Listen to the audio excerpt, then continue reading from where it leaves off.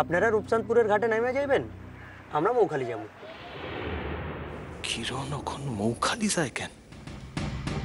ওই কাবুল শেখ যদি তারে চিনতে পারে তাহলে তো তারে আর রক্ষা রাখবো না। মৌখালি কাগবাসায় যাইবেন?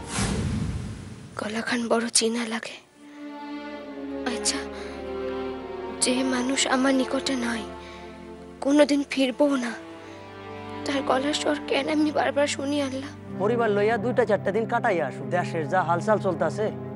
অকু ভাইয়ের পরিবারের লোক মৌখালিতে আবার কবে হইতে থাকতে লাগলো? পীর মানুষের নিকট দোয়া চাই।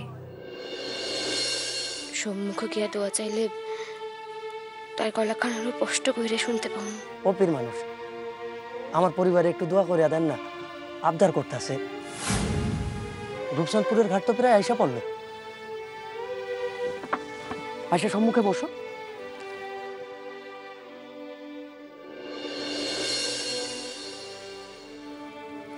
ও পীর বাবা, উনি আপনার দোয়া চাইতেছেন, আপনি দোয়া করেন।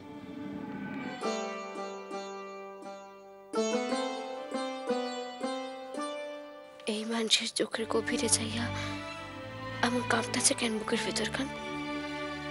এই চক্ষু দুটা জানি কত জন্মের চিনা, নাকি সব আমারই মনের ভুল? শরীরখানে কাঁটা দিতেছে, বিশ্ব সংসার ভুল হইয়া যাইতেছে। কিরণ, সব অবস্থায় ভালো থাক রে কিরণ। আর কি সাউনের আছে তোর নিকট আমার? কতদিন পর তোর এত নিকটে বসছি, তোর নিঃশ্বাসের ঝাপট লাগতেছে আমার শরীরে। আর কখনো দেখা হইব কিনা জানি না। কিরণ, কিরণ, তুই বকু ভাইরে লইয়া সুখে থাক, ভালো থাক। আপনি ছাড়া আমি কবে কি করছি দাদা? আমি কারে কি জিগামু? দাদা দরজা খান খোলেন না। ঠাকুর জামাই এমন ধারা দরজা বন্ধ করে ঘরে পড়ে আছেন কেন? জব্বর কি কিছু শাসিয়েছে নাকি? কি চাইছো তুমি সবাই না খেয়ে থাকো? দাদা আপনারে যদি কেউ কোনো অপমান করে থাকে তাহলে আমারে কোন, আমি তো এখনো মইরে যাইনি দাদা।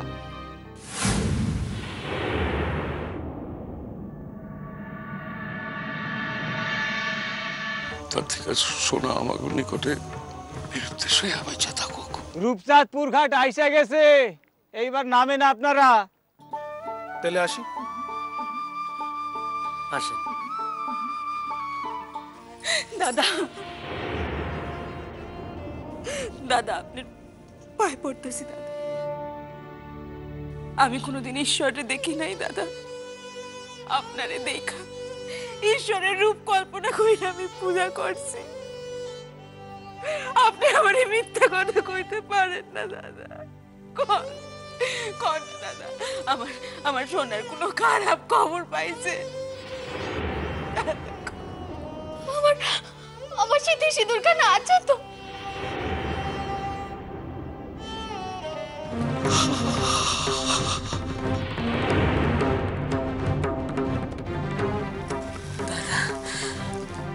দাদা তাইলে কি সত্যই? পিসেমশাই, পিসেমশাই, আমি আপনার কাছে হাত জোড় করছি পিসেমশাই। না, এতগুলি মানুষের কিছুতেই আমি এই আঘাত দিতে পারব না, কিছুতেই না। সোনার কোনো খবর আমি পাই নাই বৌমা। আমাগো এই দেশ ছেড়ে চলে যেতে হইব। আমার পোলারে রাইখা আমি কই যাবো দাদা? কোনো উপায় যদি থাকতো, কোনো উপায়, তাইলে আমি এই কথাখান কইতাম না মা,